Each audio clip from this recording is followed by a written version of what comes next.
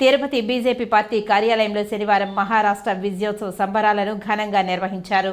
ఈ కార్యక్రమంలో రాష్ట్ర అధికార ప్రతినిధి సామంత్ శ్రీనివాస్, బీజేపీ నాయకులు నవీన్ కుమార్ రెడ్డి పాల్గొని బాణాసంచా కాల్చి స్వీట్లను పంచిపెట్టారు. మహారాష్ట్రలో 288 అసెంబ్లీ స్థానాలకు జరిగిన ఎన్నికల్లో నరేంద్ర మోదీ నాయకత్వంలో బీజేపీ సునామీ సృష్టించిందని ఈ సందర్భంగా వారు మాట్లాడారు.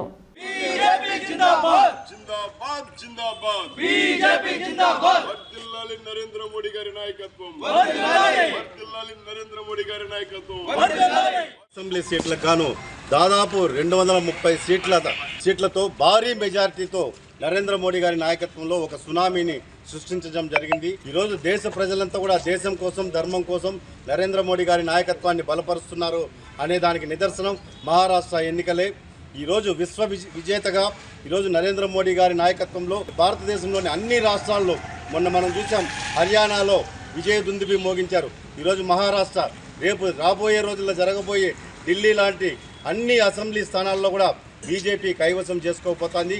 ముఖ్యంగా మొన్న జరిగినటువంటి మహారాష్ట్ర ఎన్నికల్లో మన రాష్ట్రం నుంచి డిప్యూటీ సీఎం శ్రీ పవన్ కళ్యాణ్ గారు అక్కడ పోయి ప్రచారం చేయడంతో అక్కడ ఉన్నటువంటి తెలుగు వారంతా కూడా, ఎందుకంటే ఈరోజు మహారాష్ట్రకు సంబంధించిన వారంతా కూడా మన ఆంధ్రప్రదేశ్లో వ్యాపారం నిమిత్తం ఇక్కడ వచ్చి స్థిరపడి ఉన్నారు.